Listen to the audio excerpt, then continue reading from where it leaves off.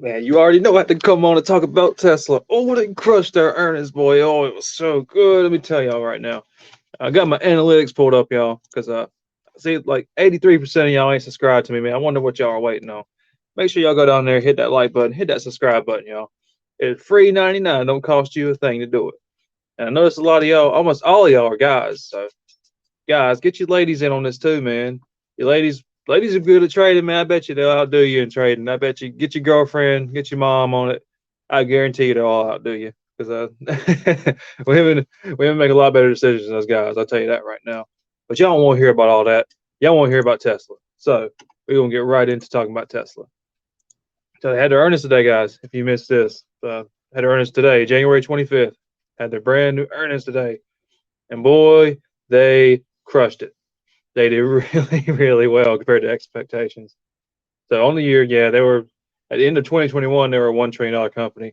As of about a month ago, they were $300 billion, guys. They declined like 70%. Now it's right there at the bottom. They lost a lot of their value, guys.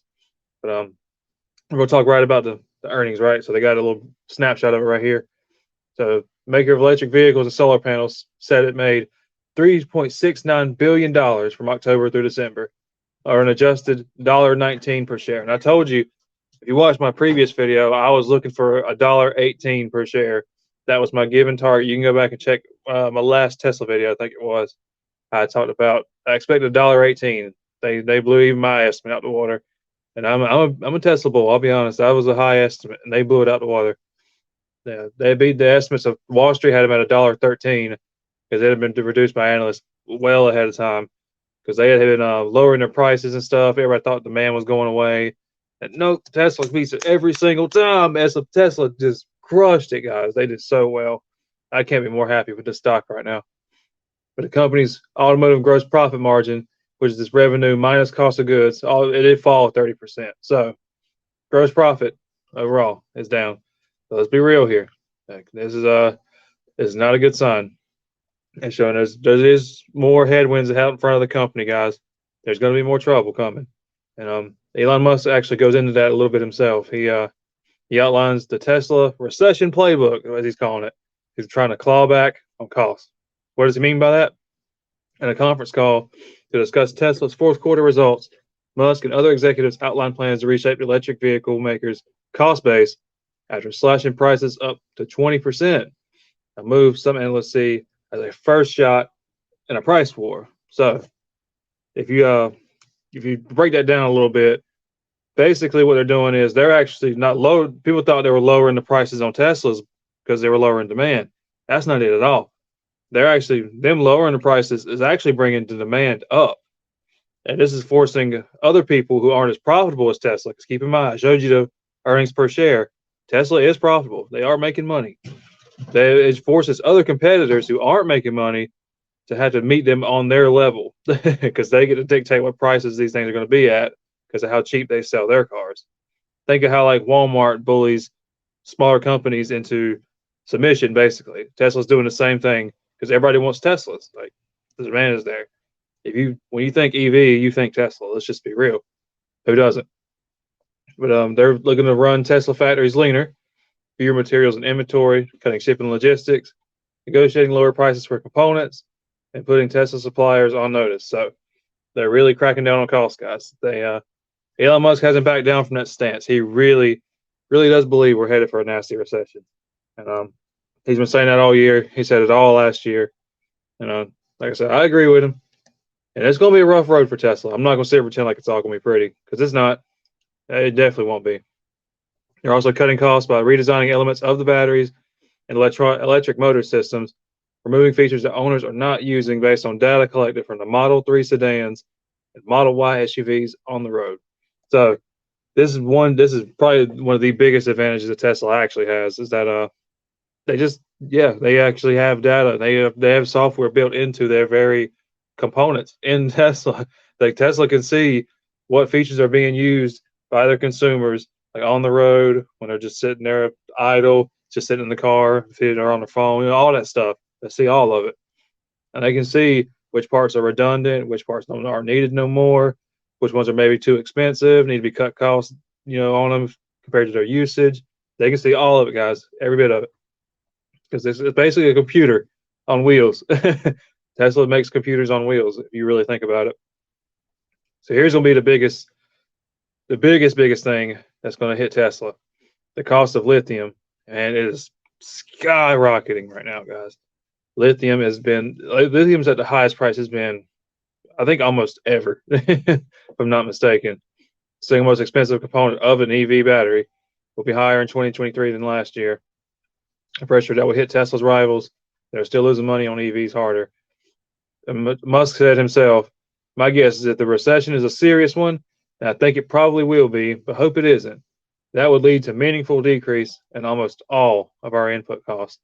So we expect to see deflation in our input costs, which would likely then lead to, yes, better margins. Yeah, Tesla's margins are going to improve. That's going to happen regardless.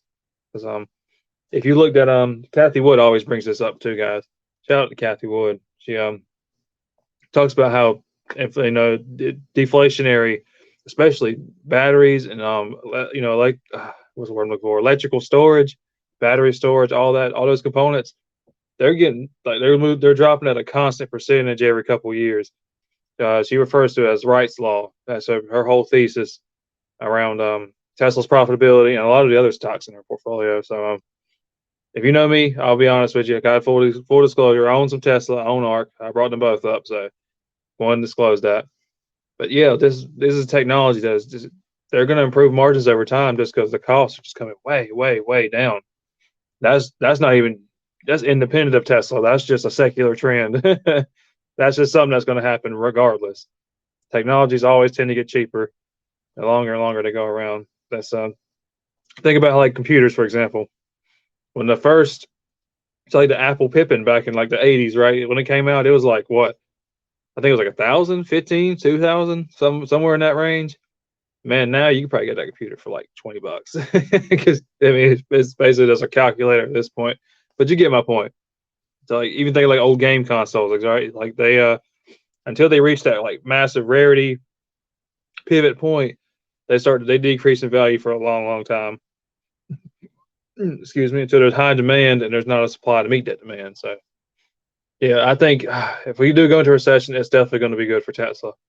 I can't be more excited. I know I'm so excited about these earnings, y'all. I had to come and talk about it on the video, but I want to talk about the bear side too. You already got the bears coming out the woodworks, talking about how Tesla's gonna fail.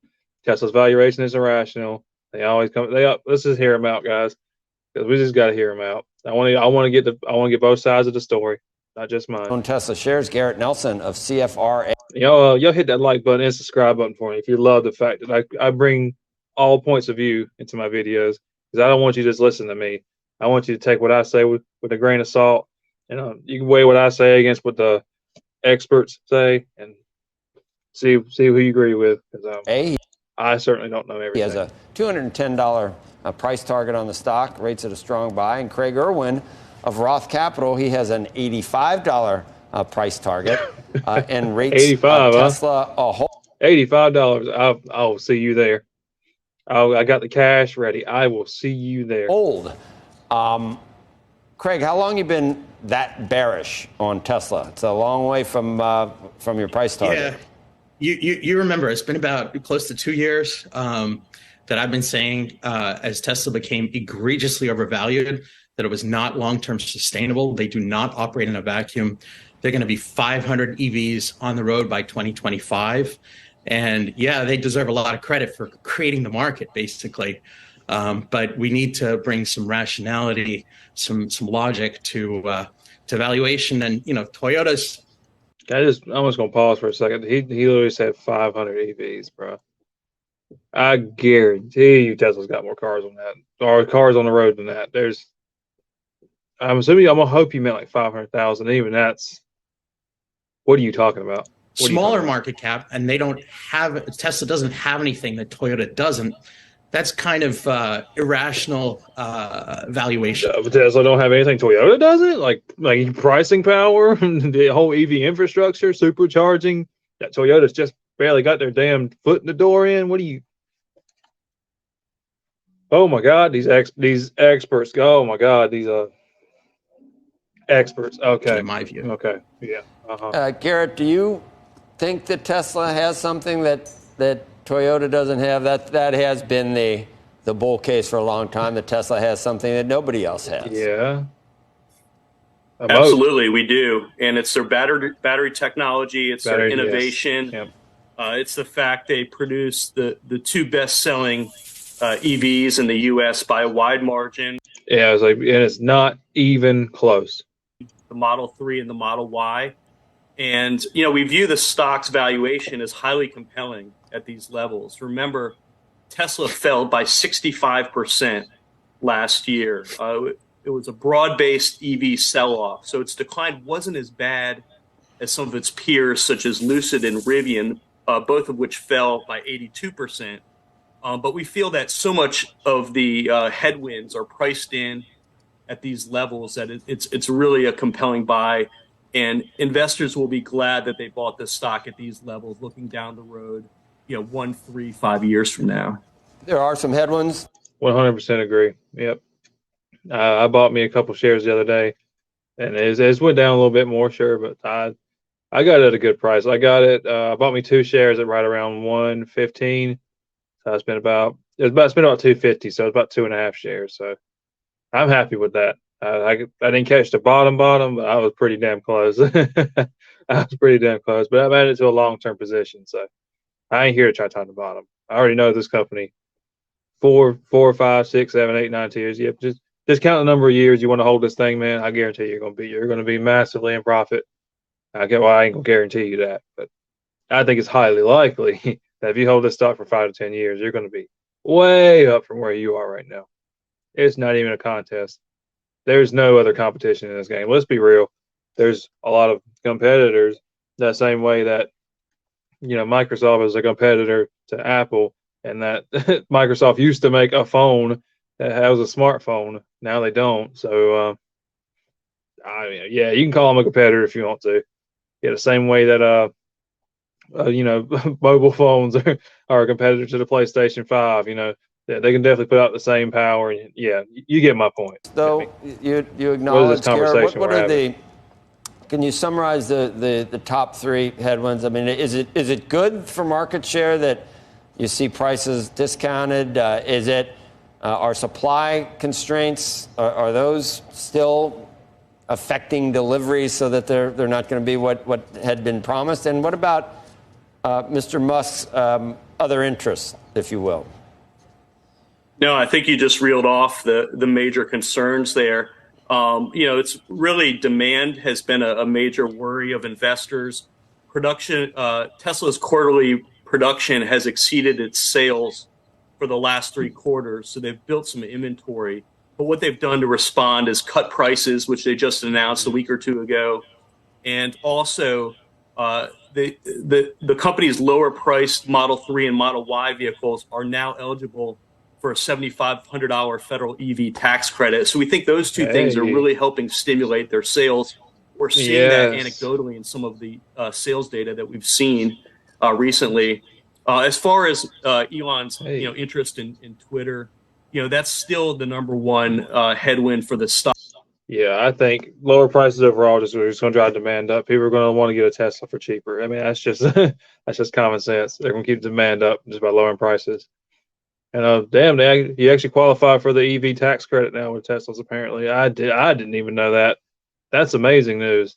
That's definitely helping demand for sure. That makes me want to go get a Tesla. I wish I had the money to do it. Maybe one day. I definitely want to get one day. Rated as a strong buy by Garrett Nelson. He gets a price target of 210, and I'm guessing that's by the end of the year. That's probably a 12-month price target. Yeah, I can see it. I would put mine probably around there, maybe like 225, 250.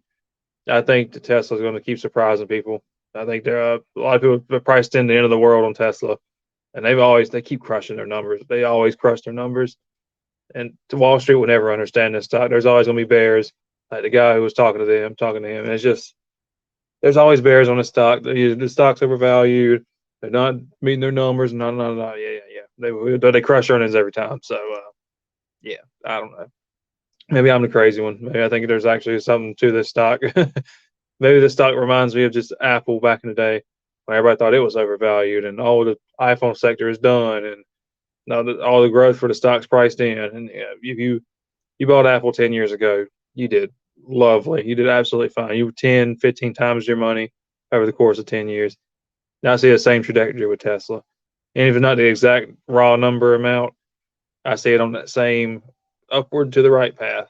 My mirrors have flips. I need to do the up to the right. There you go. Yeah, you got it. Anyways, guys, I had to talk about it. Oh, I was so excited when I seen them. They crushed the earnings, guys. They absolutely blew it out the water. So yeah, this is where I'm gonna leave it. This video ran a little longer than I expected it to, but it's okay. Hit that like button, guys. Hit that subscribe button. I will definitely catch you guys in the next one. And I am out. Peace.